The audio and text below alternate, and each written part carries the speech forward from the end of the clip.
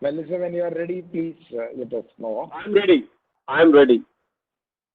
Yeah, no, Jairam, I'm just telling Melissa. Sorry. Oh, Melissa. Oh, okay. Yes, I think we're ready. We're 1 minute past the 11 o'clock mark. I want to extend a warm welcome to the Otis team for being here on this call today. Mr. Jairam Panch, thank you for spending time to be here with us today as customer of the month. Without any further ado, I would like to ask Sebi to introduce you and say a few words to the team, please. Sebi, over to you, please. Okay, thank you, Melissa. So, good morning, everybody. It's a pleasure to welcome Jairam to this gathering. Jairam is the Managing Director of Turner India and Vice President of Turner International. Jairam is a tall leader of the industry, associated with many forums, AmCham, CII, Economic Leadership Council, etc. Turner is a global brand, as all of us know, and is a leading brand and leader of the industry. And I would say Jairam took Turner to greater heights in India, executing Statue of Unity, Mall of India, many marquee projects. I had the good fortune of associating with Jairam for a while. I always have profited from Jairam's wisdom and advice. Thanks, Jairam, for all your support and guidance. I fondly remember my association with Turner for past 11 years, starting from Burj Khalifa. So today we look forward to your nuggets of wisdom, Jairam. This is a forum we have every month, mainly in head office in Mumbai, and we invited because of Corona and lockdown, all of us couldn't meet in person. But this is good because my leadership team and I have got extended team across India in this call, about 36 of them. So thank you for accepting our invite and coming in this webinar. And over to you, Jairam. Thank you. First of all, good morning to everybody in Otis. Thank you, Sebi, for extending this invitation. Great privilege and really honored. I'm not sure whether I'm a tall leader in the industry as yet, but I think between Turner and Otis, we have a great relationship as a company at the highest level. We respect each other for whatever we bring to the table, and we as industry leaders in our respective professions. We have together gone and executed, not just in India, outside of India also, a lot of marquee projects, extremely important, iconic, which probably nobody else could have done, your competition or our competition. So this way, I think Turner and Otis have got a great synergy, and we really extended the international relationship to our projects in India when we started to associate after we moved into India in 2007. So and I really appreciate all your team's interaction, be it Raj Gopal, be it Melissa and all the team. It's been extremely great, and thank you so much for inviting. I'll just, first of all, let's make it more an informal conversation. We like to bounce off a lot of ideas. I have a lot of ideas, you have a lot of ideas, you have been experiencing the challenges that we are all facing through together in this COVID-19 situation. We all know the challenges that the industry faces. I think all of us are aware of it. So what I thought was, if I were to just give some context in terms of how Turner came to India, and just to kind of explain something so that for the benefit of everybody. So the reason why I thought it might be relevant is we came in like a startup company, even though we have the brand support, and then we worked on scaling it. And where we are right now is probably getting to that in a very mature environment. How do we scale very properly? I think that's the challenge as a business Turner in India is facing. I've been with the company for, just to give you a brief thing, I'm an architect, I'm an urban planner. with more than close to 30 years of experience. I've been with Turner for the last 22 years. I joined Turner in the Middle East, working in Dubai as assistant engineer, and then construction, design, various facets we call as package managers in our times. And then worked on good jobs like the Al Khurair complex, the Emirates Palace, then the Dubai Mall, then Burj, all the stuff before I came down to India voluntarily before the recession hit in 2008. So a year before that, when things were going extremely great, I just thought Turner is getting a job in India. And I was quite excited on it, more on a personal front and a professional front. It was like a dream. So you just say, someone said, I had a dream. I have a dream, like Martin Luther King. I had a dream, just say, need to have the Turner flag in India. After seeing the success in Dubai and Middle East. And it was all a lot of our own Indian workers who've been working there and making it happen. And there was no reason why we can't do it in India.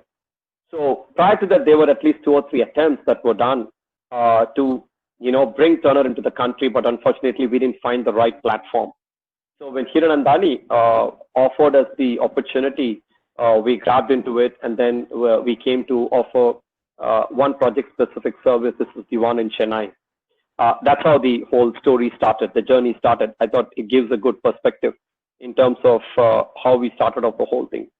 So since 2008, I think it was a roller coaster ride after the global recession that hit. And sometime in 2010, while we did sign a few jobs, almost everything came to a stop with an exception of one project in Hyderabad. So we had to kind of temporarily shut all the other people in 2010 and 11. I would say to a large extent, it was all by myself. So managing that particular project, but still, I wanted to, bring back and say India does have an opportunity to really come out and have a proper Turner flag flying. It is possible. So 2012 is when I would say the success started. We had 3 project wins in less than 2 months. We had the Statue of Unity through a proper international tender process. We won the Mall of India for the DLF, and we did another project for DLF, the Capital Greece. So with these 3 projects coming in less than 2 months, we got too busy. Honestly, we got extremely busy in the sense, are we really prepared to take on the 3 jobs? But we got all the 3 jobs. But I think I started to build the team. Till then, it was primarily myself and few people. We started to build the team, and then that's when you really imagine and figure out what we are all talking these days as a startup mindset. You need to be multitasking. You need to optimize cost. You need to optimize resource. You need to concentrate on forming a team, because it's no longer that one person that will be able to do. You need to have team to do respective domain functions. So we are starting up a company. So 14 to 16, we started to grow India. We put an organization structure in place.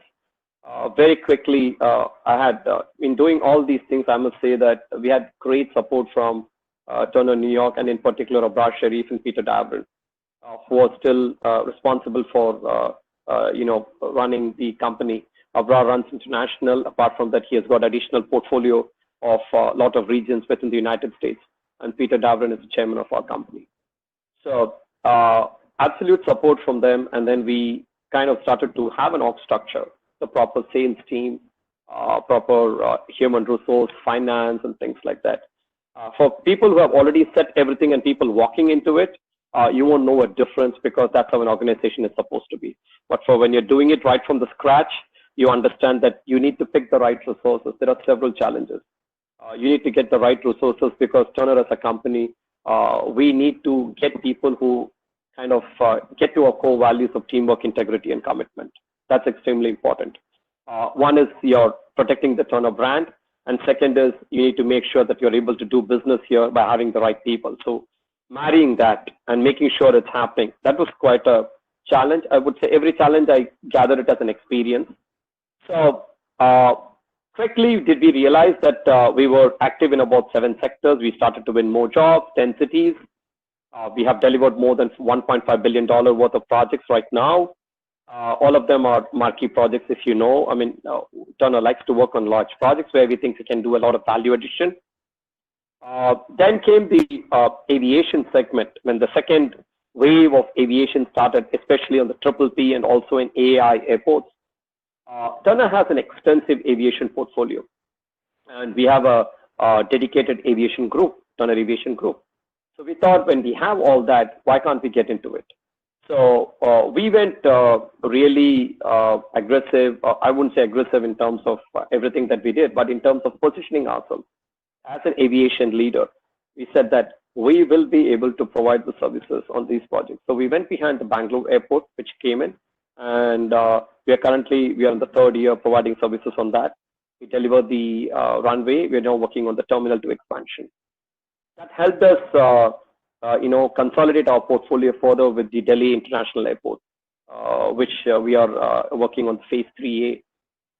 So with all these happening, it was like this was pretty much planned in terms of we getting into the aviation sector, and with all the support from the Turner Corporate and all, we moved further and we had to make it happen. So as I said earlier, where we are right now is we are trying to scale our business.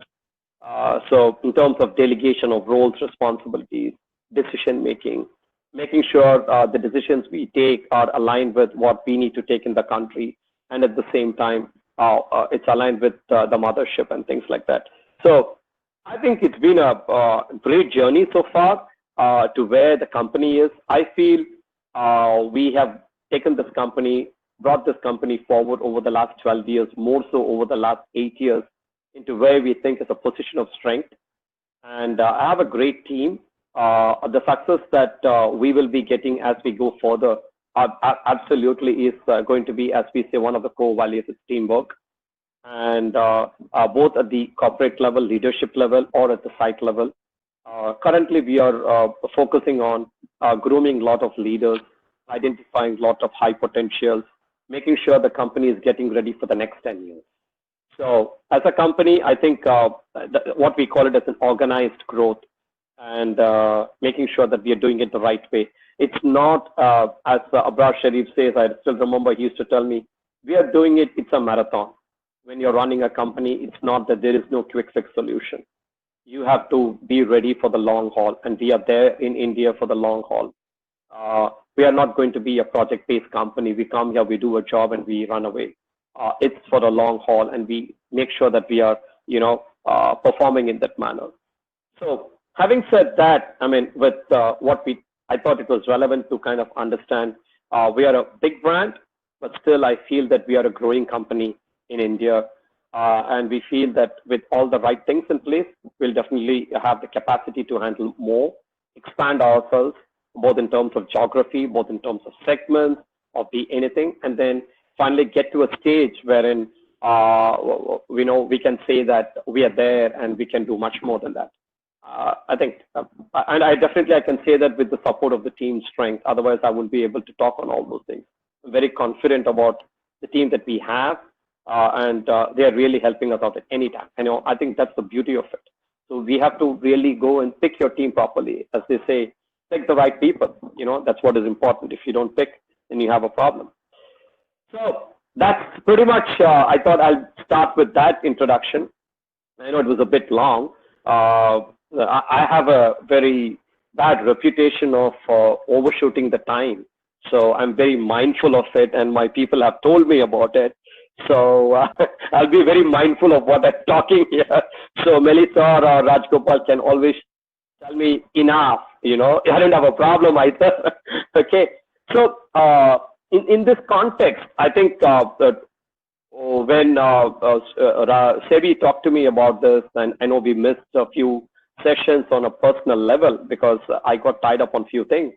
But things that come to my mind immediately is with the COVID-19 situation right now, it's not a temporary thing. We're going to live with it. That's what the experts say.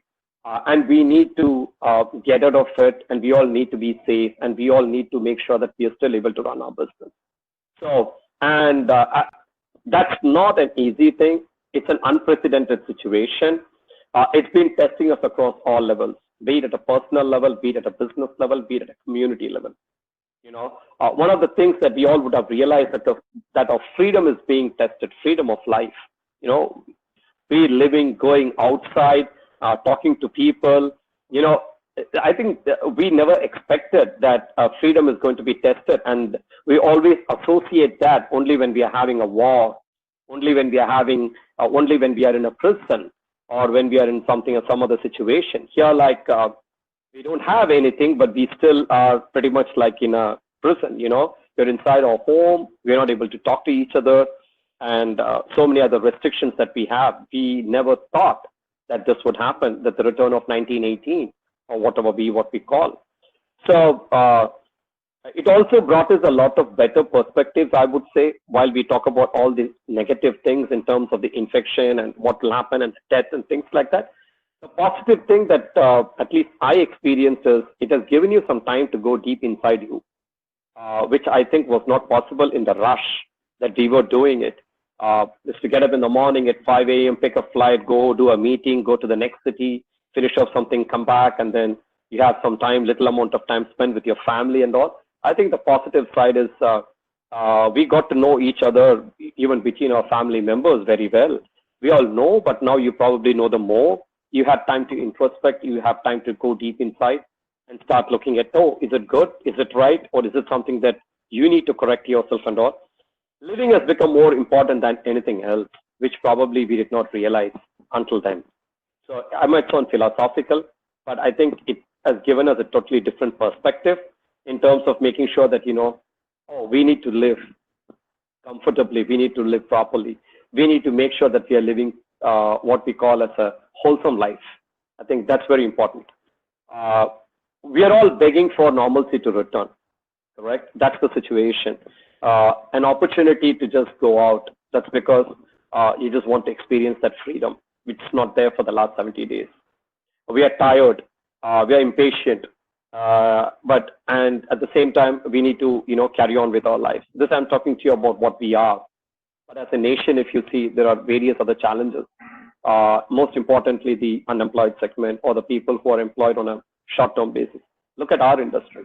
The sites are open, but no works are happening because we don't have the people. All the migrant laborers who come from those states are all back for all the right reasons. So it's not going to be an easy job bringing them back. So I think this entire COVID-19 has kind of gotten into us too deeply as business leaders. And when we have to start whatever policy or whatever decision that we make, we have to tie together everything. We have to tie together the people aspect. We have to tie together the business aspect. We have to tie together the emotional aspect. We have to tie together the political aspects, to tie everything together when we bring an answer. So one thing becomes very important. That's why it's not something that I have coined. This is something that's out there. They call it as a new normal. And what people say is, how do we bounce back? How do we make it happen? How do we make sure that our entire country, we are a part of it. So likewise, if you are going to contribute something, that everybody contributes, and how do we bounce it back?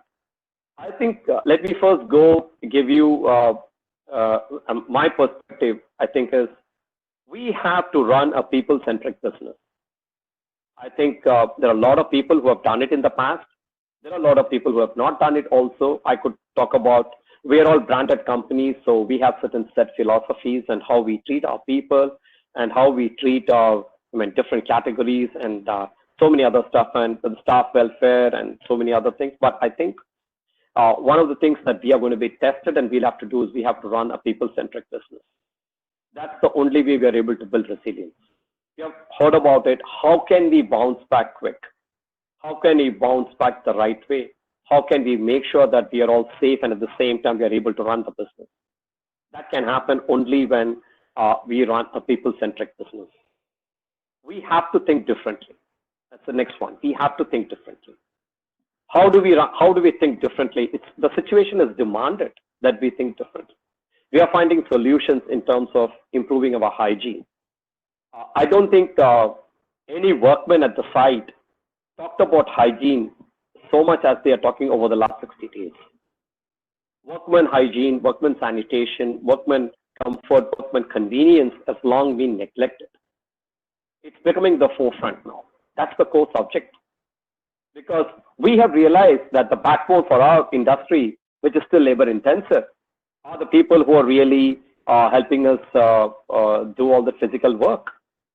Be it a mason, be it a carpenter, be it a fitter, be it a plumber, be it your electricians, be it your Otis elevator operators, or be it the guys who are there. They are the guys who really make the things for us. We are in business because of them. Be it our clients, be it us, be it contractors, be it anybody. So the long neglected, the community has come back and said with a vengeance, you need to respect us. You need to make sure that we are comfortable. So as much as we are talking about it, we are all feeling the pain of their absence now. We used to tell, go and get 500 people on a job set, but right now, since the entire industry is affected, construction, manufacturing, ancillary industries down the line, everything is impacted. So all that we have to do is let's go and get somebody, and we need to make sure we need to run. So the entire focus on workmen welfare, migrants or whatever you call them, make sure they are comfortable, make sure they are treated. Up to this extent, we are so concerned that, oh, if there are 2 positive cases, oh my God, what will happen to us? We could get infected.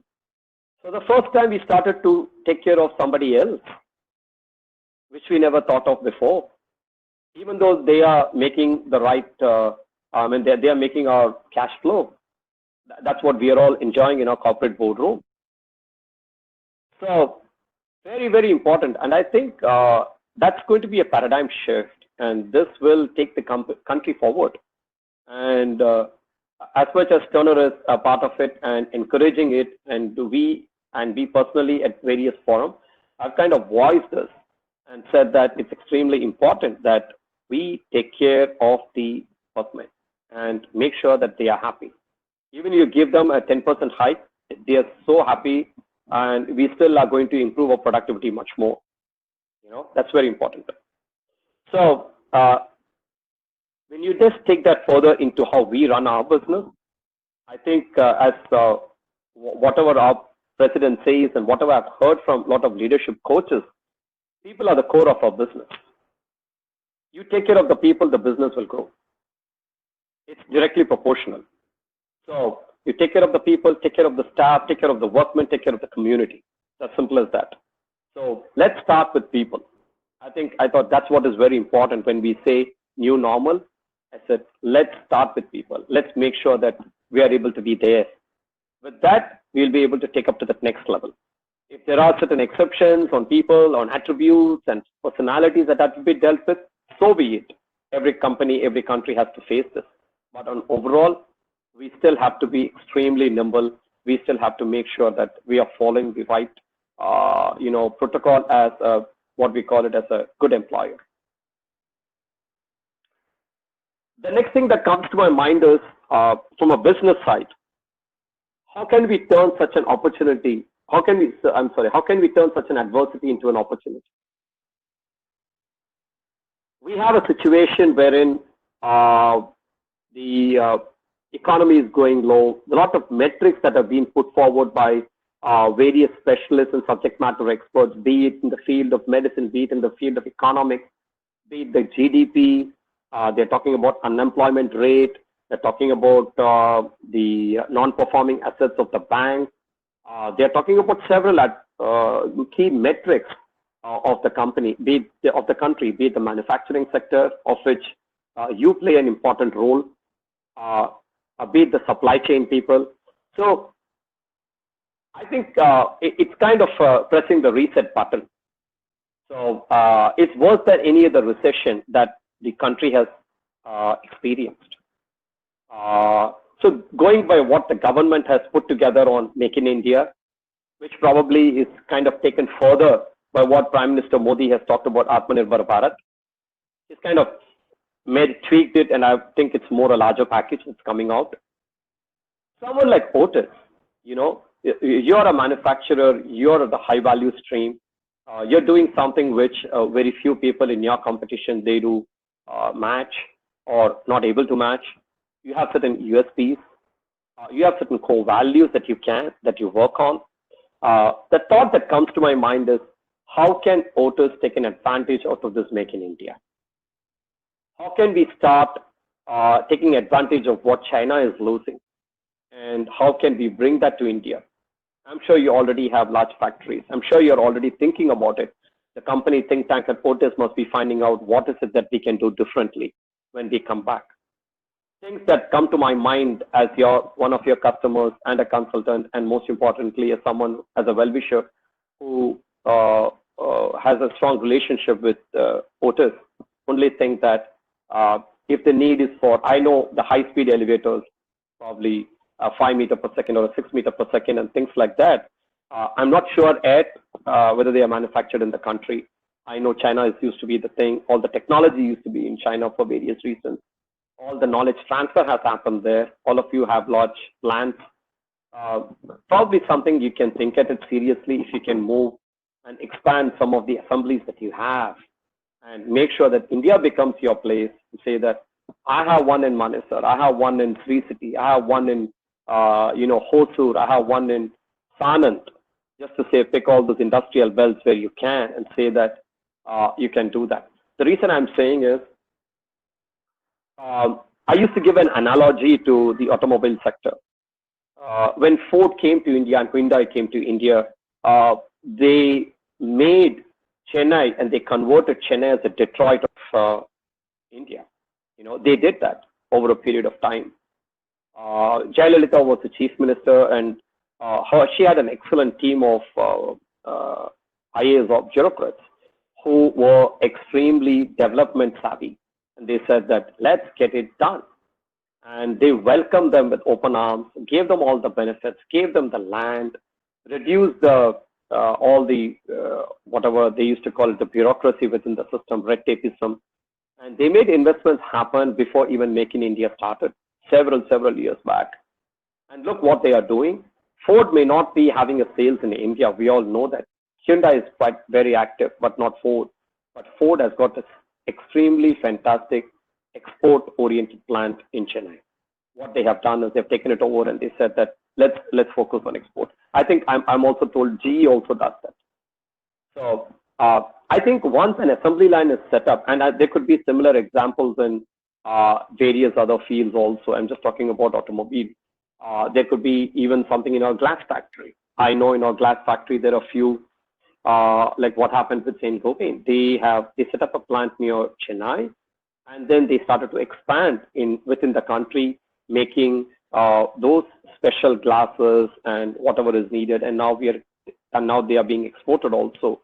There are a lot of tall buildings that happens outside, for which you have a team coming to India to do the factory inspection, as opposed to what we are trying to do in China. So I think if you were to take that step forward, I'm sure there would be challenges. I'm sure that you need to have a plan to it. I'm sure there would be obstacles to it. I'm sure there are business obstacles, there are government bureaucracy issues. I'm sure there are investment things. I'm sure we're talking about labor. We're talking about so many other things. But I think it's probably worth making and likewise, I just talked about the high speed, but there are so many other things that can be done. Say, for example, if you were to bring technology at the core, and I think you people have technology at the core of your business, because elevators is all about, I have something different, which means what? It has to be something technology that you bring, which is very different from your competition. Could be the high speed, could be that's available immediately, could be the excellent support system that you offer, could be what we call as a smooth ride, which which everybody looks at, and looks at something that's noise free, maybe, that people are looking at when you get into an elevator. It's an experience. It's like just like you're driving a car, you're riding an elevator. It's an experience. It could be those few seconds or those few minutes that people experience, but you do it day in and day out. Day in and day out. You touch almost everyone's lives. Every customer realizes, be it residential, commercial, everywhere they touch, and they say, hey, what elevator is this? We have the brand Otis. Oh, it's a great brand. You touch that. That's very important. So I think that high speed is one, but I'm sure there are a lot of other technologies that's possible in an escalator or an elevator. Somebody was talking to me about elliptical elevators. Not many people make that, or a travelator. Some people have that as a fancy design. So, and so on and so forth. You talk about double cage lift. I'm sure there was a big challenge when the Burj Khalifa went operational, and even during the construction, the high-speed elevator. I've been there several times on the Burj, but it's a great experience. One is what you see there, and it's such a smooth ride that you go all the way from bottom to top. What you experience there, there were challenges. There are technical challenges, and I still remember our president being called, your president being called when something there was a glitch on the elevators as soon as it opened up for probably various other reasons. But I'm saying, but still, there are few people who can do that, and there's only one, and that's Otis. So I think that's very important. So how can we take the turn and adversity into an opportunity? We have to make it happen, and many more. And you should probably have a task force within the company which will probably drive this and say it cannot be one person driving it. It has to be a task force.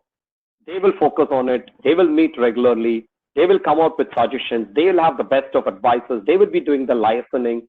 They will be getting the feedback.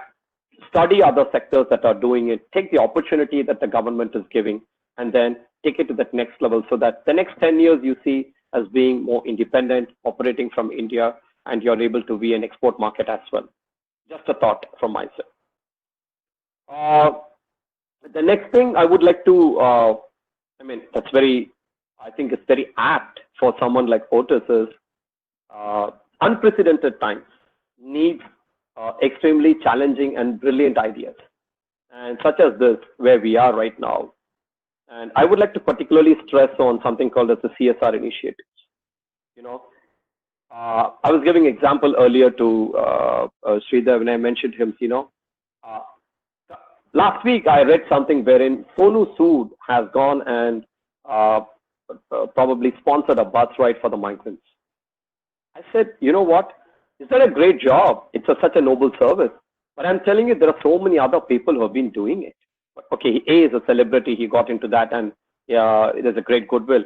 Absolutely, we're not taking it away. He did a fantastic job, and that's needed. That humanitarian gesture is really appreciated. So I'm just bringing it to you people. I thought, like Otis, you're making a great impact in the community. As I said before, you're touching the lives of millions of citizens. Everybody notices that thing. And some branding or some kind of service that you can bring out in this time that says that, hey, Otis, we have been there. We are at the forefront. We care for the people. We are helping together on this, we call a makeshift hospital that we are doing. I'm just giving a name. Makeshift hospital, say, on the MMRDA grounds. We are taking care of the mass supply for all these people, for this many workmen, as the policemen or the armed forces. We are taking care of in any which way that your company board will permit in terms of CSR obligations or anything that you think maybe you're doing it, but I'm just telling you more from the visibility standpoint. Because when you guys are such a big player in the market, the bigger the player, the bigger the initiative, the bigger the name, and the bigger the branding, and bigger the exposure. It will be very helpful and says that, you will be remembered for Statue of Unity. You will be remembered for the Burj Khalifa. You will be more remembered for what you did during COVID-19 and say that, oh my God, Otis came. Otis did these things for us. What did these? They really changed the way in which we are thinking. They really drilled everything into us. So it's just a thought that I'm talking about. I'm sure you're doing it, but to make it more impactful, we keep thinking about it, but Turner, as a consultant, there are a lot of limitations that we have. We even try to partner with somebody and say that, can we get into these makeshift hospitals or do anything? But it was more an advisory standpoint, but we cannot do anything without the support of anybody because we are not permitted to be a contractor. And there is an investment required on all those things. So I'm sure you have a much bigger platform and a budget and things like that coming from a manufacturing and this thing. So it's just a thought that came to my mind. And something else that I would like to really stress upon would be is on the same lines I talked about in high speed, is just on the subject of innovation. I attend the Tall Building Conference that happens every year in various parts of the world. And I've been fortunate to see several technology changes that's happening. It could be at the structural engineering, it could be in elevators, it could be in facade, it could be in the wind tunnel engineering and things like that, as far as the tall buildings are concerned. And I've also seen some sessions that Otis has presented and your competition has presented. I'm telling you, innovation is something that we'll have to keep on doing. And there is no right opportunity than now as to, we could even call it as the Indianized innovation, which we call it Jugaad. So somebody was telling me about a foot-operated elevator because people don't want to touch the button with their hands, fingers, and they're carrying out some, toothpicks and things like that. And I saw something which they said that, oh, we are operating a foot-operated one. Now, I know this could be temporary, but what I mean to say here is necessity is the mother of invention. All that we have seen, all that we have done so far, be it the automobile industry, be it the food industry, be it the furniture, be it anything for that matter, I'm telling everything has come based on an innovation because there is a necessity. People feel there is a need for it. People feel there is, you need to think differently. So people come back and think differently. Look at how the mobile toilets in all the urban areas came. We used to construct toilets, which were those old-fashioned buildings that were constructed. We can all picturize right now, a male and a female, this and a government building, and we have two people sitting there holding brooms and going and cleaning the place. And at the end of the day, they are still smell, they're still dirty. But look at the change that happened when the innovation came through one of these entrepreneurs who came from Kerala, and they said, A, it has to be a mobile one. B, it has to be self-cleansing. C, the material has to be something like a stainless steel that we are using on the railway stations and the railway trains. That is less what they call as maintenance. Right? It was a necessity that kind of made it happen. And then slowly we started to kind of make it happen. And now it's there across the cities. Maybe all the cities have not yet got, but at least we have found a solution. A prototype is there. All that we need to do is keep on multiplying it. So I'm saying, likewise, anything that we can do it. Turner would love to participate and be a partner if there is any such opportunity. I can say that from our leadership standpoint. We can partner with Otis on that. But innovation is at the core of everything. And if we have to keep living and make a difference to our life and to our business, and I think the next 10 years as the foreseeable future, we have to really, that's a long term. What I'm talking to you right now, it's a long term. The previous things that I mentioned were a bit of a short term measure to take care of the situation, and we come out of it in about a year or two, but this is a long term. We have to constantly innovate, and how can India be a hub for it? I know there could be a hub in China, there could be a hub in different parts of the world, for whatever. How can India be a hub? How can India really take this forward? So we have to be the change, and we need to make it happen. And such opportunities don't come, all the time. And as we say, we are some well-established companies with a good pedigree, good leadership. We have a legacy, so we'll be able to kind of do it. We said we can make it. We have the support, not just talk, but do it.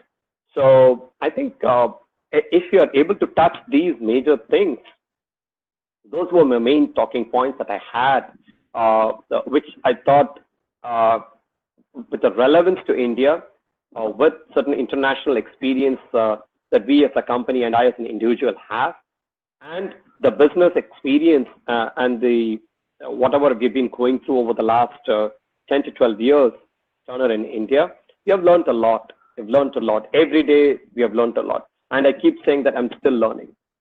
We are learning from our people. We are learning from our industry peers. We are learning from our leaders. We are learning from all the failures that we have had. We have several things have happened. I think we learned a lot, and I personally would have learned a lot from a lot of failures. A lot of situations which we thought will go in a direction went in a different direction, and we quickly had to find out a way to bring it back and make it happen. So I'm telling you, it's It's all us. It's all within you. The last thing that I would like to leave everybody with something is, this is not something that was told by me, but it was Prakash Iyer, who gave us addressed us during one of our leadership sessions as an external coach. And he did come back and tell, you know what, the best part of a leader, he just made a similarity with your, these tea bags in a boiling water. So the relevance that came was, he said, it's very interesting. He just said that that's the test of a true leader, and that's the test of a true team. The water has to boil. The water has to boil at a specific temperature, and the tea has to get inside. The tea doesn't really die there. The tea still comes out of it very successfully, but it gives the taste into that water. That's the tea that we consume. And I may not be able to put it as nicely as he did, but if you get the message of what he was trying to convey, is that you have to, as a leader, get through that grind, feel the heat, go through this pressure, feel everything, that the best comes out. And that's the best is the juice that we think, and we call it as tea. So it is just a kind of an analogy that is given. But I think I would like to really stop here and really thank SEBI and his team for giving the opportunity to kind of address. I hope whatever I said makes some sense, and probably it kind of helps us as a company and as individuals to kind of manage the situation, also come out of it successfully, and we all have to live peacefully. Thank you. Thank you.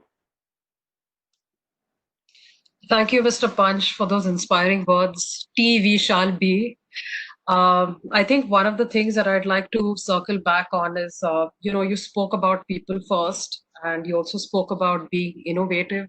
In fact, those are some of our very important credos at Otis in India, and we strive to, exercise those in our daily actions. I would now like to switch over to Sridhar, who will kind of take you through and the team through what we're kind of doing currently.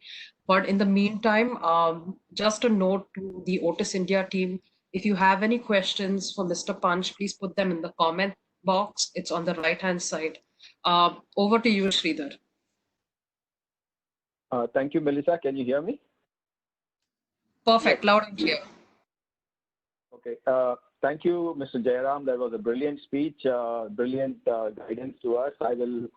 This is a filler, what I'm going to do for the next few minutes to help Melissa put together the questions. I think the part 2 of your session is going to start in 4 minutes, where you will hear questions from the audience, and we will like to have that interaction.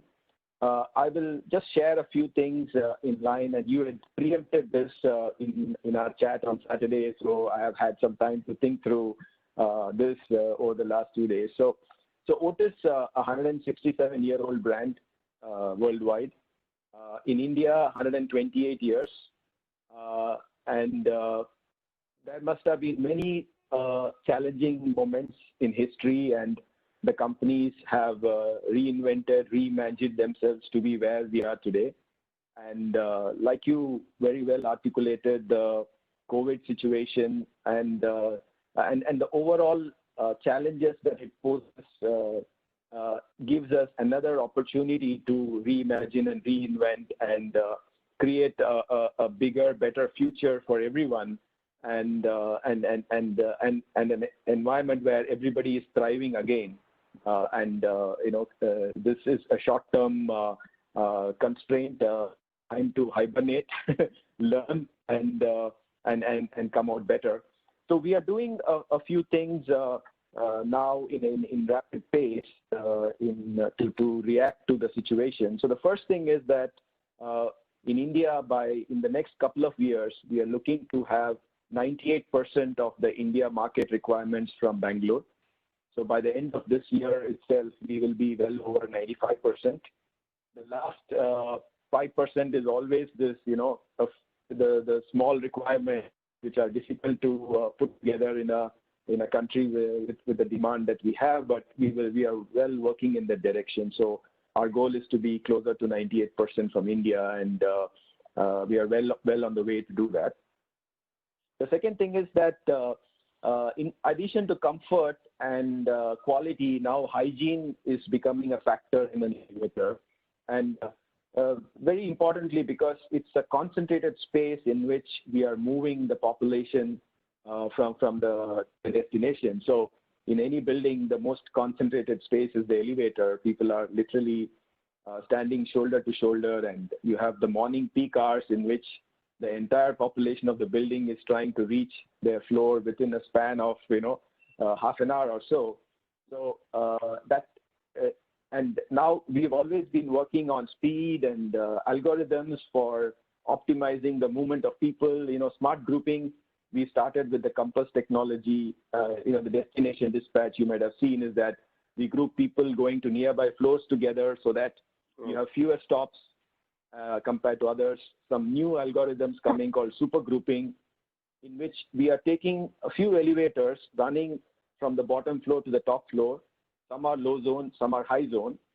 But this middle group called the super group continuously moves people from high zone to low zone and can distribute the population dynamically in moving people from some elevator zones to another elevator zones. And you can also reach whichever destination you want without going to the lobby every time and taking some other elevator to another space. So a lot of algorithms coming.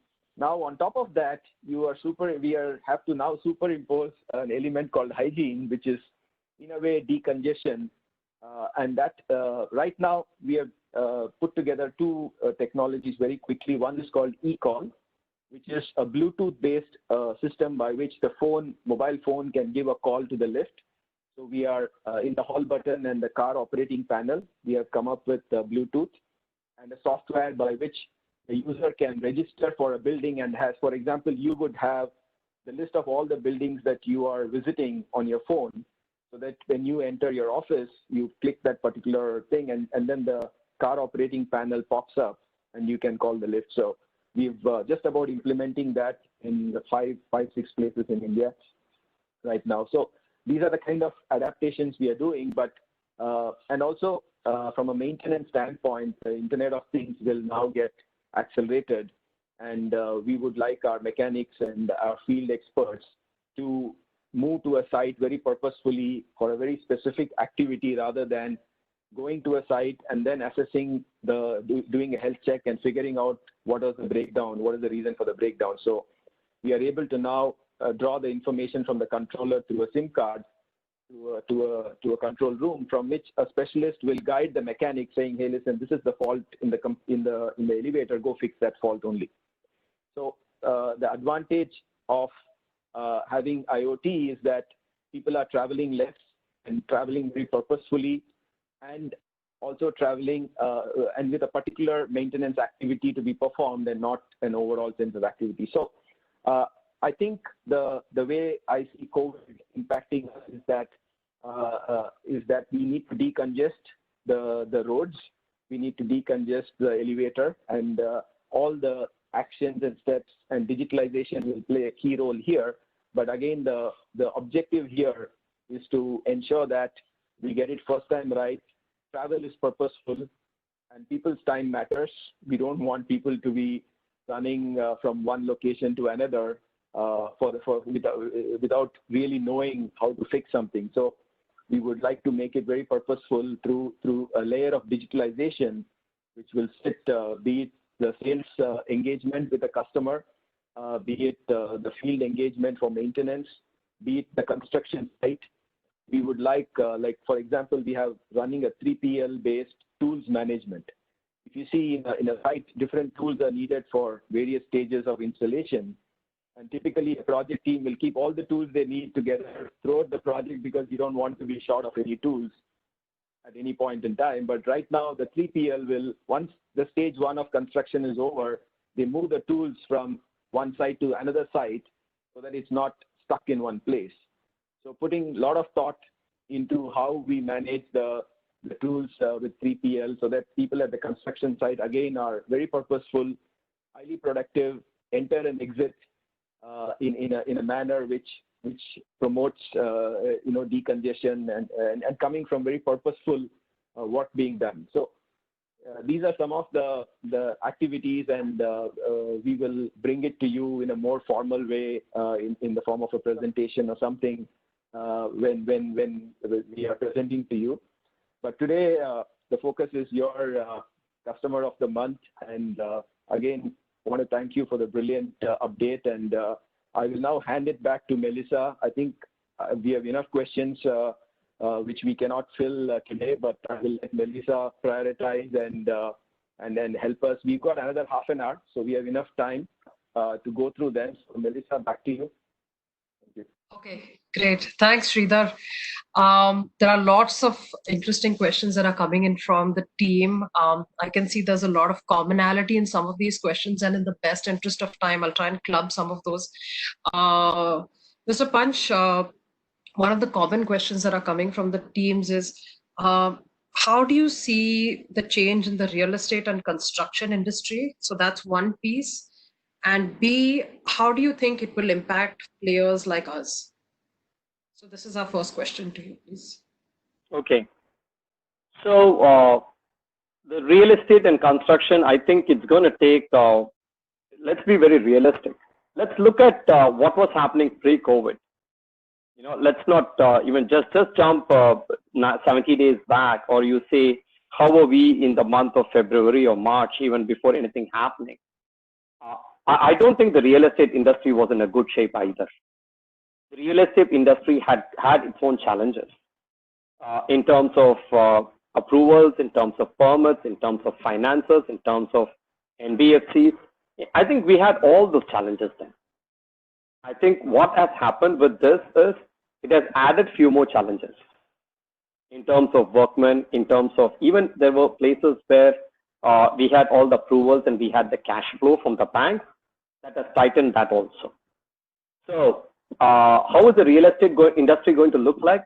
The first thing is, I was on some discussion panel, this had few people on NAREDCO and others, wherein the idea was floated about why don't we open up all the captive labor camps? And this is something that I think all the big real estate industry bodies, NAREDCO, CREDAI, and so much, they were all kind of championing for this. And it is the right thing, because they said whenever you have a labor camp with 600,000, 2,000 workmen on a construction site, it's better to start the work as long as they are protected. So that's one, opening up in a very phased manner. And then they said extending it to the city limits. You still have to kind of open it out, making sure that the workmen are kept safe. So the real estate sector, if I look at it, is going to open up only after around 12 months. I see this impact at least for 1 year. Right now, we are all focusing on opening it up right now. That's all. The focus is currently opening it up. As we open up, which few of my sites are also, I'm sure your sites are also, is the challenge that we have is, which we did not anticipate at the time, that we will not have workmen on the job site. So being a labor intensive thing, the step number one that we need to do after opening up is bring back the workmen. I know one of the contractors, couple of them are planning to air freight. They're bring them by air, so that we have at least 1,000 workmen on a job site, another 600 workmen on a job site. They are looking at that. So I think we need to have that.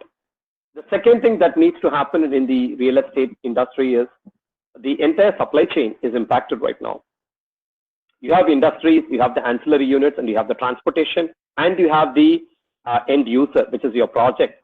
They could all be in different zones. Could be a red zone, could be an orange zone, could be a green zone, could be a containment zone. It depends.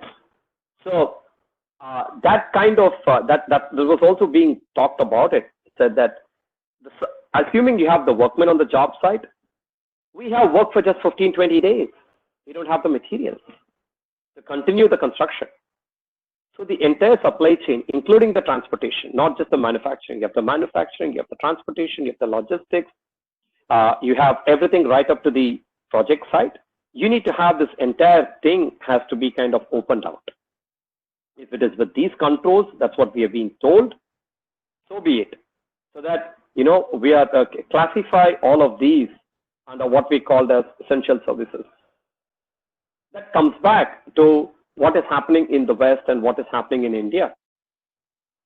So we are talking almost every week with our leadership team in the US, and we find out that many states in the United States where construction is classified as an essential service.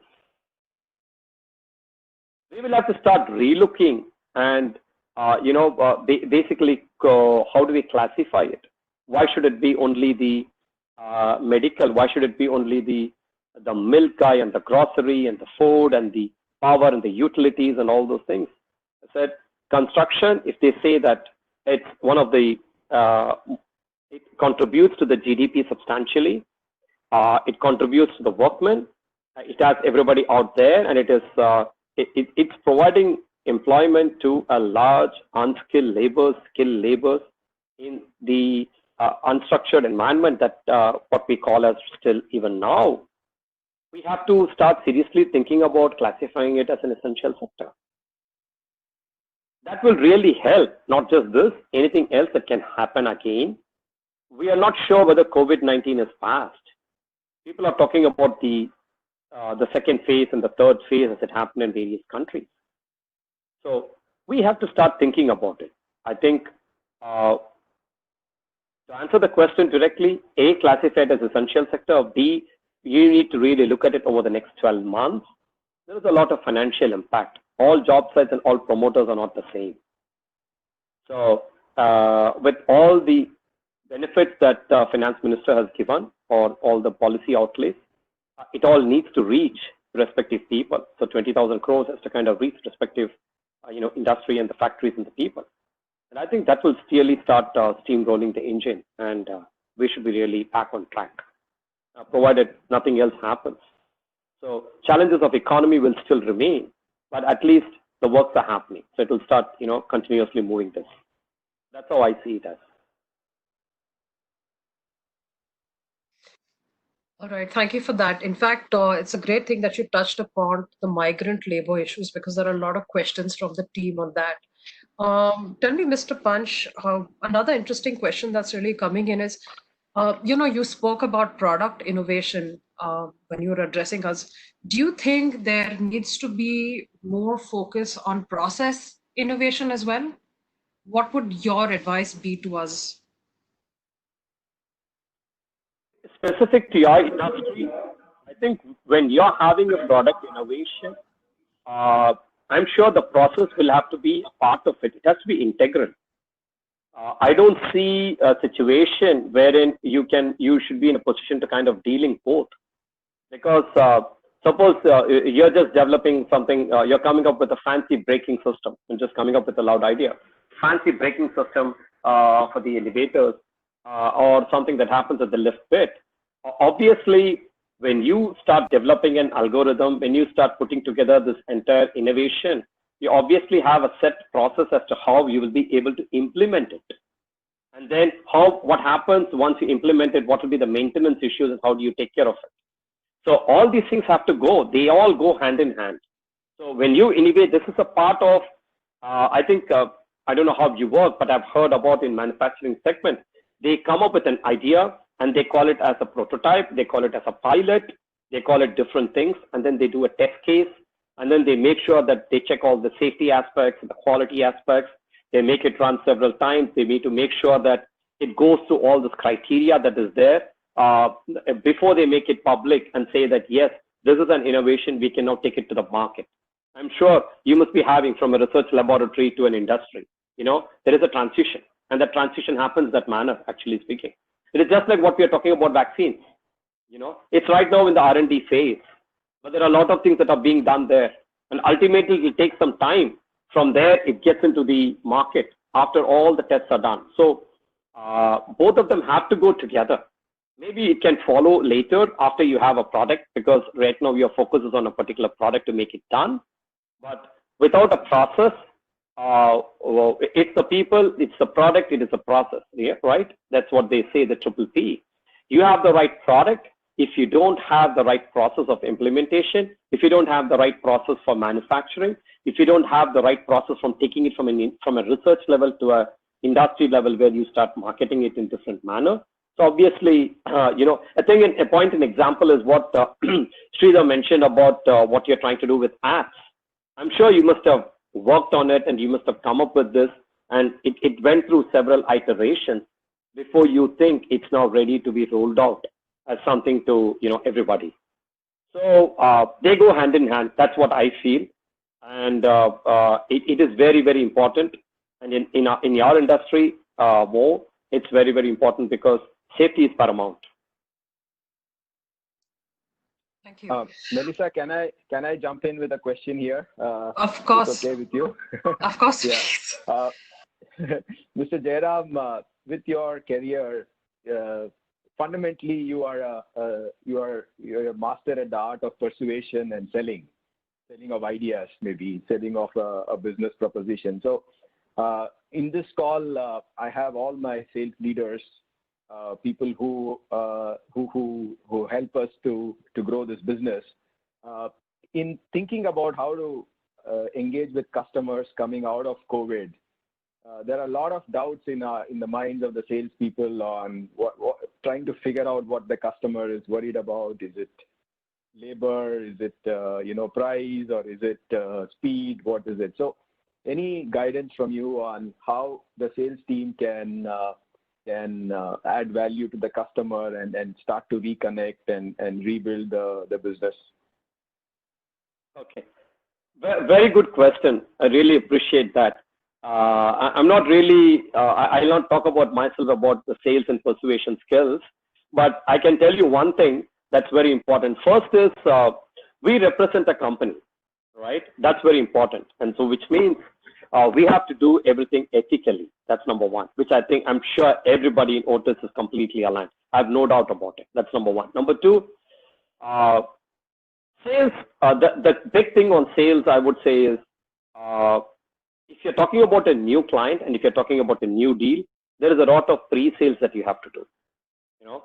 If you get an RFP from a contractor or RFP from a client and you're responding to it, I probably think you're a bit late on this entire process because somebody else has already gone and developed a relationship. So as much as I don't have to tell you, sales is all about relationship. If you are able to build the right relationship and you're able to maintain that relationship, one is you establish the relationship. Second, you have to develop that relationship. Third is you have to maintain that relationship. And this is not easy. There are several clients whom I somehow even reach out to say that there is no agenda. I'm just calling you to check how are you doing. It has become so, that's very important. But given these times, some clients now when I call, they think I'm calling them for money. While it might be one part of the story, but the other part is just to say, hello, how are you doing? How was your family? How was your business? How are your staff? How are you dealing with the crisis? We don't have to kind of explicitly start knocking the client only when you have a problem, only when we think you should do it. Client can do that. He has an option. Our business is dependent upon that. So as I said, that client management and the client relationship at 3 levels is extremely important. This way, we are able to maintain our clients. Again, I did not say that. It's easy to retain a current business and a client rather than going and finding a new customer. It takes a lot of time. So I would strongly urge all the sales team to be constantly in touch with your clients. You have your portfolio and dealing with 10 of them. Be in touch with them. Be in touch with those people. I still remember somebody whom I was talking to, and my business coach used to tell me, just remember some personal issues that these people talk when you really are friendly with them. And they say, my son is so-and-so studying in US, my daughter is in Australia, my this is this, my this is that. Some things that I use to develop as a link is the next time when I'm talking to this person, I just say, hey, how is Shweta doing? How is she doing in Australia? So it's got nothing to do with work. But you won't believe it's just that he gets immediately a spark in his eyes and he immediately starts talking another 10 sentences about Shweta. Oh, she just completed her graduation. She finished it. I could not attend this convocation because of COVID-19, but we've been talking regularly over the phone. It's fantastic. Thank you so much for asking. And then you get into the business. So touching upon what ticks the customer is very important. Every customer is different. They are very, very different. You will have to spend some time. I still haven't figured out few people completely. I have no reasons because they could be at the government levels. They could be, the relationship is a very dynamic thing. You have to constantly keep on oiling it. Every day is not the same. So, and remember, there are also other players just like you doing it. So it's someone who does it the best at that time, wins the job. So in terms of sales, the other point that I would like to show is, apart from relationship, demonstrate the value which you guys have. How is Otis different has from your put your competition? call on hold.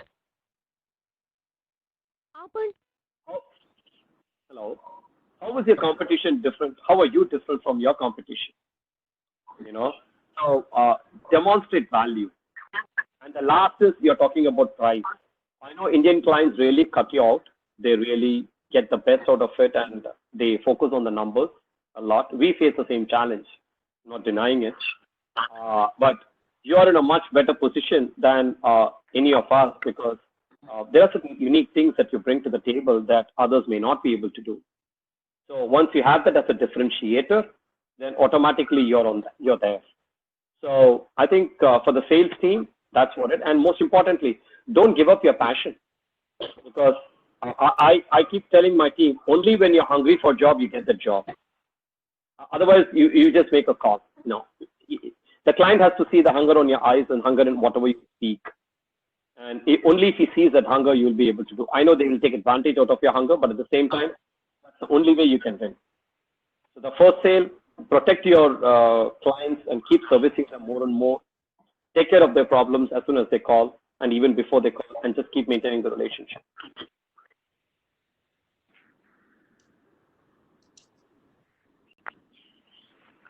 Great. Thank you, Mr. Punch. One of the other questions that's coming in is with regards to, can you throw light on some of the biggest challenges in terms of the projects that you've executed in India, and how did you overcome those challenges? Good, very good question. Many projects have different challenges, but something that stays in my heart, I'll still tell you. In fact, we were just doing a sales presentation a couple of days back, and I had a very similar question, but put in a different fashion. That's it. What comes to my mind, Melissa and the team, is the Statue of Unity project. This is something that we owe to the country. I didn't look at it as a government job and doing this for government of Gujarat or India. It is something in some manner that we could give back to the country. We as individuals and Turner as a company, and Otis was also part of this journey. So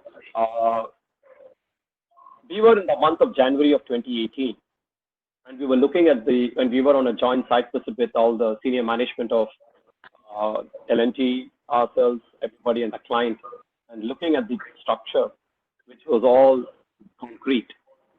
And we had those two cores standing out, and we knew we have a long way to go. The date has been confirmed at the Prime Minister's office of 36th of October 2018 that the statue is going to be inaugurated. Obviously, it was very democratic. Prime Minister's office did reach out to the whole team, and it was all agreed at various levels, and SSNL was managing it. Obviously, we all had the dates agreed. Yes, we will definitely make it happen. Now, the challenges are technical, challenges are management, challenges are various fronts, how to get it done. I might sound a bit different on this subject because it was more a management skill that happened, but something that we did on the scheduling and certain innovative practices that Turner brought to the table. So once this show is done, I will send it to SEBI. What we did in those, I'll just give you a pictorial representation of those February to October, how it looked like. It'll give you an idea, easy to remember. But what we did, I'll tell you, we came back to the drawing table and we said that we have to make it happen. And the first thing that we could find out was there were a lot of ideological issues. There were a lot of mindset issues. There were a lot of ego issues that this is my way. This is my way. I think it should be done like this. We need to do it. We need to do that. So, and it was definitely, we had to use warmth. We had to use power. We had to use all the leadership skills, all the management attributes that you would call to bring to the table so that at the end of the day, they have to deliver a project. So the leadership team of Turner, leadership team of L&T, leadership team of Otis, SEBI was involved in that. I know very much. I talked to him several times during those times. And the client, we all came to the table and we said, we are going to do it. How do we do it? Turner came up with an approach of deploying all the best lean principles, all the waste management skills, all the schedule management skills that we normally do on all projects. We said, we are going to make it happen on this job. So we set the tone on day one, and we said that we are going to have scheduling workshops, scheduled review workshops every 15 days. This project will go through a workshop, not somebody saying that I'm going to meet the date. The workshop will determine, everybody comes to the table, we discuss, we identify the constraints, we see what are the problems there, how we can as a team jointly work and making it happen. Number two, we did something called the last planner system. The last planner system, for people who are familiar, is one of the lean principles wherein we ensure that the last working guy in the ecosystem, which is the workman or the foreman or the people who are involved in construction, participate in the decision making on the schedule and make sure that the dates that we agree, it flows not only from the top all the way up to the bottom. It's not easy, but we made the change. We had the foreman sitting in the conference room and telling us, does the date work? You won't believe we got the right inputs. Sir, to do this, I need this. I need this. This is not available. This is not available. I need more people. I need more resources. I need more this. We had to go back and we took the feedback from these ground level people and we went and reworked. We did a full planning. So every milestone that we had on a monthly basis, we pulled back and we said, can you do it this way? Can you do it this way? Can you do it that way? So everything was put onto the table. And I must thank my team. We had a great team. We had a great team from the contractor. We had a great team from everybody, all stakeholders. And we worked day and night. We went down to the micro planning and micro managing each and every element that was supposed to go up on the statue. We did a productivity analysis and we figured out that, oh my God, we are way back. In order to reach that timeline, we need to do this. All these things were eye-opener. These are management skills. These are tested management skills. These are techniques that have delivered projects for Turner in the past, that we have been able to do it worldwide. We said, we are going to make that happen on this project also. And we did it. And we had the support of the client completely. Without that, it wouldn't have been possible. So we did it. I still remember the challenge that we can probably continue after me to kind of explain this. But this particular project, Melissa, to answer your question, in terms of how we change the way in which we think about a project, which we think cannot be done. Remember, we have not built a statue in the country of that tall by mostly Indian people, majority of them, and we making it happen. It's not easy. And we did it. And at the same time, we do not, have a quality impact. So that project really will remain in our memories.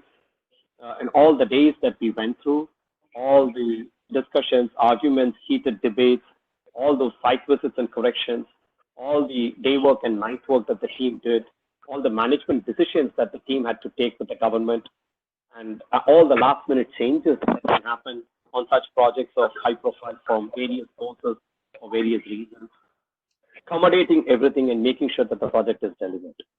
So everything, the technical skill, management skill, best tools and techniques that we can bring to the table, best team organization and administration skills, and most importantly, all of us working together in a collaborative atmosphere. I think that's really a standout for us, and I still appreciate everybody who did the job. But Otis had a lot of challenges. Sebi will definitely say something about me on that. I know I really pressurized him to make that happen. Sebi can add a few words on that also, but you guys did a terrific job making it happen. So it was all of us together. Right, Mr. Punch. I think the Statue of Unity has been a labor of love for all of us at Otis as well. Not just because of the prestige that it holds, but because of the amount of collaboration that took place. I can see Sebi is also there. Sebi, if you can just add to that as well, please. I'll speak at the end. All right, not a problem. Another question that we have, Mr. Punch, is with a lot that's happening in the global context, in the India context, do you think the future will be more cost centric, or do you think there's going to be more value add for quality and for innovation? Where do you think we're kind of going to go? The Indian I, customers going to I go. I lost you in between. You said the future is more something. I missed that word. I couldn't hear. No problem. That's okay. I'll just repeat that for you. Considering the global context, considering what is happening in the country right now, do you think the Indian customer is going to be more focused on cost value, be more cost centric, or do you think the Indian customer is going to focus more on innovation and quality? What is your sense on things? Uh, you know how the typical Indian customer is, right? You want to have the best at the least of the price. It's the best value at the least price. So that's what it is. I'm sure all of us doing business in this country, we would have figured that out. So I don't see a great shift in the mindset on that particular thing. But what will definitely happen and what is definitely happen is, again, not me, I didn't coin this. There's a lot, they are being vocal about local. So it's all about local. It's about how can we manufacture things in India. If you are aligning a project, we are also seriously, we are bidding for a few marquee projects at this point of time. And we have been pitching for this idea of how can we be more, how can we get local? How can we make sure that the product need not come from different parts of the world? Can we get it done? If there is something that needs to be done, let us reduce it, minimize it. So innovation has got a different connotation. And I like to use the word jugaad, but jugaad should not be necessarily in a very negative connotation as it happens. But I'm telling you, we have been doing an extremely great job. So for example, I'll just tell you, Anand Mahindra tweeted some time back and he appreciated an auto rickshaw wala who kind of made his auto rickshaw recently in line with COVID-19. So he had some dividers and he had to make sure that it's still taking about 3-4 people sitting in different directions. And Anand tweeted, perhaps we should be talking to this guy on innovation and what he can bring to the automobile sector. So I'm telling you, there is a lot of, we can call it jugaad ideas, but innovation must remain. As I reiterate, necessity is the mother of invention. So it could be technology, it could be management, it could be so many things that we do. We have to do it. We have to keep on changing ourselves. How did a cab aggregator come? How did an Ola or a Meru or or Uber come? How did all the Swiggies and the Zomatos and all those things come? People don't even own restaurants, but they are making money. How did this concept of companies running and they become what they call it as the $1 billion companies overnight, not overnight, over a period of years, just because of the valuation that they hold. These are the people these are the companies that hold probably 30-40 people in an office. They are worth several billions of dollars, and the promoters are worth several billions of dollars. So I'm saying innovation has been in the forefront, and innovation is the only way that what we call a startup industry, where Bangalore happens to be the capital right now, that's where it's coming up. So the brilliant people who come out of universities or people who are going through, have a lot of ideas, be it in any segment, be it in transportation, be it in health, be it in beauty products, be it in logistics. I mean, we have seen innovation touch upon our lives over the last 10 years. Look at what we are doing now. We are having a seamless communication for the last 90 minutes. We have not even met each other before. We have not had a handshake. We have not even done a namaste. But we're just talking to each other, and it's so seamless. We're just exchanging ideas, and we are able to touch upon so many people. So I think the future is there for innovation. It depends upon how we are able to scale it. So if you're able to scale it, and if the product is of high value, and I'm sure the customer normally pays a premium for that. And I think the best guess in India is you will have to do a trial and error, and you'll have to figure out that, can I charge this much? So it is a brand positioning also. When you bring a new product in this turn, say, okay, I'm going to price at this level. Will it work? Will the customers really do that? You'll have to figure it out. And ultimately, the 30 rupee eclair or a chocolate has come down to a 5 rupee bar or a 5 rupee chips packet, because there is a value in a customer for a 5 rupee Palaji. Obviously there are volumes for it. So I think we all have to be innovative. We'll have to add the tinge of jugaad into it, and we'll have to make sure that we are able to show value there, and that's the only way we can make it happen. Great, thank you. I think we have time for just one more question. Otis team, thank you so much for the many questions. I'm sorry we'll not be able to answer most of them, but just one last question for you, Mr. Punch. With so much of negative news around us, challenging news from across the world and in India, what is it that you are doing to keep yourself positive, your leadership team motivated, and your employees positive? If you can just throw light on that, please. It is stressful as much as we all try to be talking the positive route all the time. Well, we've been doing few things in our company. So we talked about it last week, 3 weeks back, and I said, listen, this is to my HR team. I've got a great HR team as well. So I told them, listen, why don't we have some team bring together the people every week and let's celebrate. So the team came up with an idea. They call it celebration over coffee. And what we've been doing is the month of May, celebrate the birthdays that were there in the month of April and May. And we are having a team connect that's happening every evening, every alternate day evening for about 30 minutes.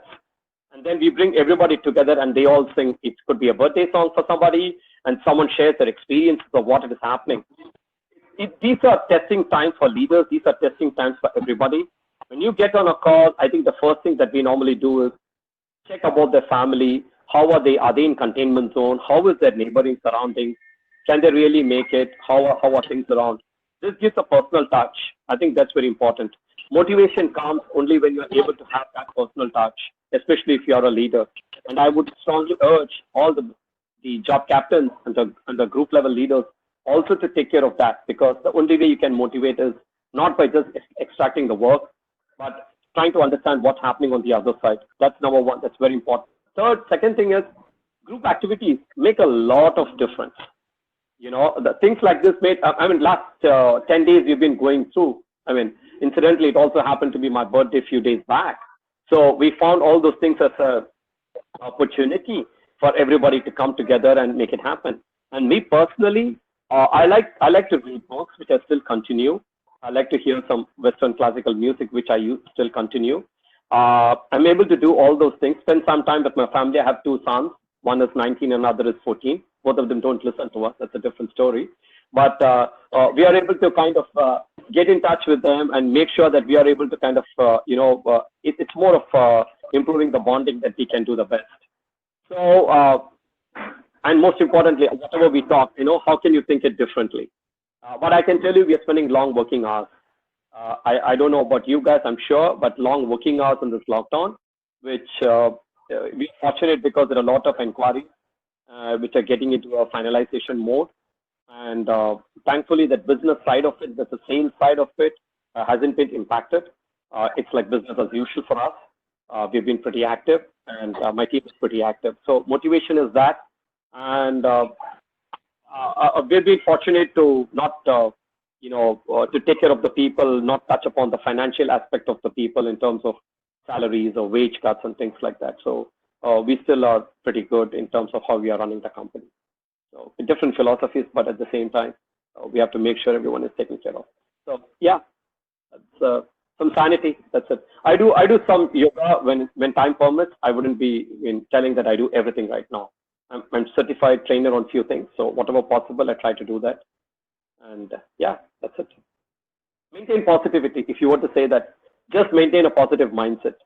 So if you can do that all the time, all the day, I don't think it's easy, but depending upon it, as much as you can.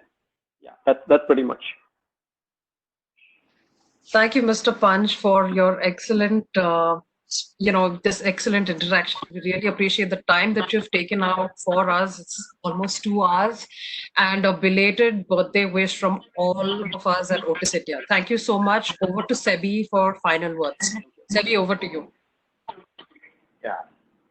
So Jairam, thank you very much. Thank you for your time. We couldn't make it in person, but can you hear me? Yeah.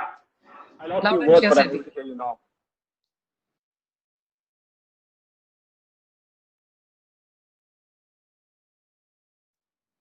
last week when we spoke. Can you hear me? Yes, Sebi, go ahead. Yeah, go ahead. Right. Okay. Right. So I think thanks for the time. It was an excellent session. I have a couple of nuggets which I took. Yes, the balance between life and livelihood. Freedom is tested. Yes, it's a great, soundbite. When I say freedom is, we always think that freedom is granted, right? We take it for granted. Freedom is, Absolutely. and now freedom is tested. And looking deep inside you for a wholesome life, it's great. I think this is what you may be doing, and I would like to do, but it's not. It's again trial and error during this to relieve the stress. Look deep inside you. It's important. Couple of points for us, which I think very, very important. People-centric business. Incidentally, I think Melissa said it. Our credo starts with people first. Then we have collaboration, innovation, and celebration. All these points which you touch, which is very heartening. You also said about adversity. There is an opportunity in adversity. Problems are solutions in disguise. In Make in India program thrust, I think Sridhar spoke about it, which is we are going to be focused on manufacturing more in India, looking at 90-odd%, yes. Yeah, the positivity factor, I think, Jairam, fully agree. I think safety, innovation, togetherness are the positivity out of this pandemic. We are more focused on hygiene or personal safety. Innovation, you talked a lot on innovation, yes. Jugaad, I think it's not a bad word. I would really appreciate Indian Jugaad and what Anand said. We all should look at what everybody does. It's not only technological innovation, everything, a lot of things. In fact, you are meeting 36 auditions which you have never met. Only two of us met. But I think it's technology is a unifier and webinar is an innovation also in a way. So that is one thing. You talked about CSR. Yes, it's a great thing. Yes, we could do something by contributing to Prime Minister's Care Fund, but I think we should look beyond it. But one thing I would like to point out here, from day one of our lockdown, our field professionals, field mechanics on the front line have been serving customers, braving all odds, especially COVID hospitals across the country. Initially, we had police harassment, etc. So they are our unsung heroes who make things happen. In a way, it was a great social responsibility. We did it. So we are proud of them, and we received some 1,500 appreciations. So that is also one thing which we just. Yeah, you again talk about, somebody asked about price.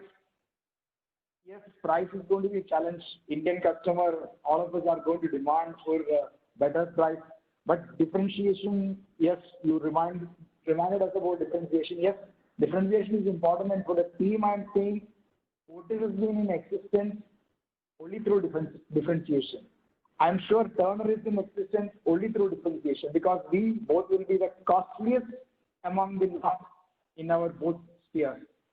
Another good point you gave was on construction to be made an essential sector, which is very, very thought-provoking and which is very important. I think if it is done, if the groceries, milk, and all is essential, construction is also essential, because 50 million people are employed.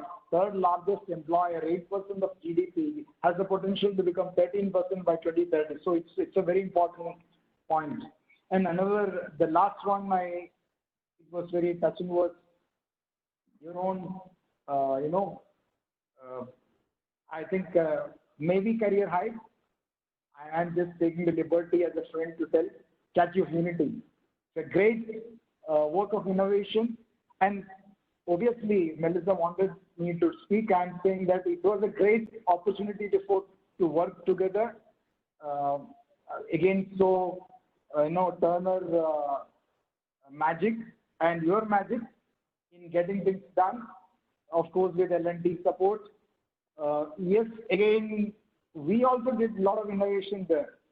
The team had 120 days in terms, if you look at the contract, we had great collaboration as well as innovation. 120 was cut short to 30 days. So it's a great, championing of innovation, I would say. So thanks a lot, Jairam, for sparing your time and spending 2 hours with us. Thanks a lot. Thanks, Sridhar, Melissa, and all in the call for organizing and participating. Thank you very much. Thank you all. Thanks, Sebi. Thanks, Melissa. Thanks, Sridhar, making it happen. I would just like to end with words of appreciation and a lot of heartfelt thanks to all your frontline workers who are braving this COVID-19 and standing there and doing a job. They're doing a fantastic job. Heartfelt thanks from my side. Thanks. Thank you. Thank you, Mr. Punch.